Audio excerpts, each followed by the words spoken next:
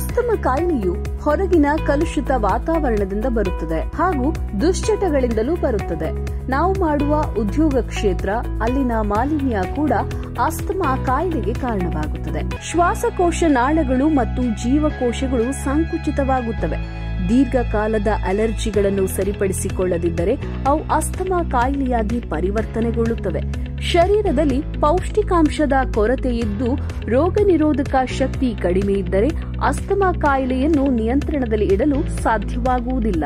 ಶೀತ ಪದಾರ್ಥಗಳನ್ನು ಕೂಡ ಸೇವಿಸಬಾರದು. ಫ್ರಿಡ್ಜ್ ಐಟಂಗಳನ್ನು ತಿನ್ನಬಾರದು. ಕರಿದ ಪದಾರ್ಥಗಳನ್ನು ವರ್ಜಿಸಿ.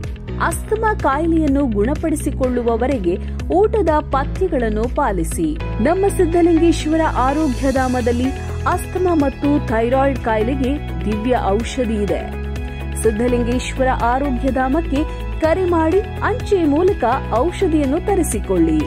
ಔಷಧಿಗಾಗಿ ಸಂಪರ್ಕಿಸಿ 8197885537.